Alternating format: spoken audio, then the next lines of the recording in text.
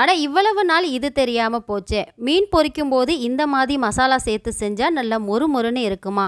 தோசைக்கல்லில் ஒட்டவே ஒட்டாது. எப்படி தான் திருப்பி திருப்பி போட்டாலும் அந்த மீனோட பக்குவம் வந்து கொஞ்சம் கூட டேஸ்ட்டும் மாறாமல் அது உடையாமல் எப்படி செய்கிறதுன்னு பார்க்கலாம் வாங்க. வெல்கம் டு சல்காஸ் கிச்சன். இப்போ நம்ம செய்கிறதுக்காக நான் வஞ்சர மீன் தான் எடுத்திருக்கேன்.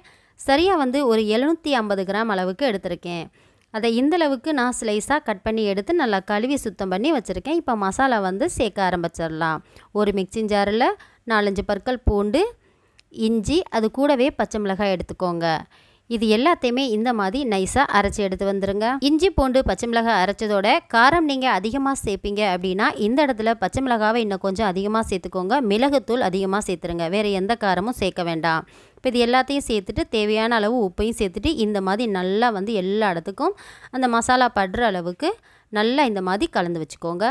ஒரு 15லேருந்து 20 நிமிஷத்துக்கு அப்படியே ஒரு மூடியை போட்டு ஊற வச்சுருங்க. இது ஓரமாக இருக்கட்டும். இப்போ அதுக்கு சேர்க்குற மசாலாவுக்கு கடலை மாவு 1 கப்பு, அரை கப் அளவு அரிசி மாவு, மிளகாய்த்தூள், மஞ்சள் தூள், கரம் மசாலா, இது கூடவே தேவையான அளவு உப்பு வந்து சேர்த்துக்கோங்க. நம்ம சேர்த்துருக்க கடலை மாவு அரிசி மாவுக்கு தேவையான அளவு உப்பு நம்ம சேர்த்துக்கோங்க. ஆல்ரெடி நம்ம உப்பு சேர்த்துருக்கோம். கையில் வச்சு இந்த மாதிரி நல்லா வந்து கலந்து விட்டுக்கோங்க. இப்போ மீன் வந்து நல்லா ஒரு 20 நிமிஷத்துக்கு ஊறிடுச்சு. இப்போ இந்த மீனை வந்து அப்படியே எடுத்து இந்த மாதிரி 2-3 டைமுக்கு இந்த மாதிரி திருப்பி போட்டு எடுங்க. மாவு வந்து நல்லா மீனுக்கு வந்து சேரணும். அதனால 2-3 டைமுக்கு போட்டு இதே போல் எல்லாத்தையுமே நீங்கள் திருப்பி போட்டு எடுத்து வச்சுக்கோங்க. இந்த மாதிரி செஞ்சு எடுத்ததுக்கப்புறமா ஒரு 10 நிமிஷத்துக்கு மட்டும் இதை அப்படியே விட்டுருங்க. ஒரு 10 நிமிஷத்துக்கு அப்புறம் பார்த்தீங்கன்னா இந்தளவுக்கு அந்த மீனில் இருக்கக்கூடிய தண்ணி எல்லாம் இறங்கி நல்லா மாவெல்லாம் ஊறி சூப்பராக வந்து டேஸ்ட்டில் வந்து மீன் ரெடியாக இருக்கும். இந்த டைமில் ஆயில் நல்லா ஹீட் பண்ணிக்கோங்க. ஹீட் பண்ணிவிட்டு இப்போ ஒவ்வொன்றா எடுத்து போட்டு பொரித்து எடுக்கிறது தான்.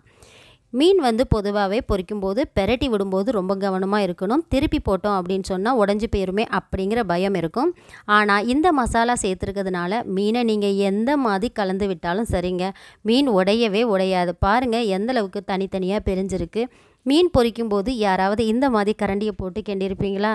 கண்டிப்பாக இதே போல் நம்ம கலந்து விட்டாலும் மீன் பொரிக்கும்போது மீன் உடையாமல் வரும். மசாலா துளி கூட நமக்கு உதிராமல் வரும்.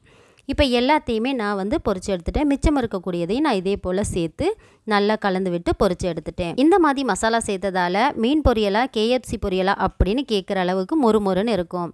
லாஸ்ட்டாக கொஞ்சமாக கருவேப்பிலையும் இந்த எண்ணெயில் சேர்த்துட்டு அப்படியே பொரிச்சு எடுத்து எல்லாத்தையுமே ஒரு பாத்திரத்துக்கு மாற்றிக்கோங்க. ஆயில் வந்து ரொம்பவே குடிக்காது. மீன் பொரிச்சு போடுற மாதிரியாக இருக்குது, உருளைக்கிழங்கை பொரிச்சு போடுற மாதிரி இல்லை இருக்குது. அந்தளவுக்கு தனித்தனியாக உதிரியாக இருக்கும். ரொம்ப அருமையான டேஸ்ட்டில் இருக்கக்கூடிய மீன் பொரியல் கண்டிப்பாக இதே போல் நீங்கள் எல்லாருமே ட்ரை பண்ணி பார்க்கணும். ட்ரை பண்ணி பார்த்துட்டு அது எப்படி இருந்துச்சுன்னு கண்டிப்பாக கமெண்ட் பண்ண மறந்துடாதீங்க. இது போல் இன்னும் இன்ட்ரெஸ்டிங்கான வீடியோவோட நெக்ஸ்ட் டைம் பார்க்குறேன். அது வரைக்கும் பாய்.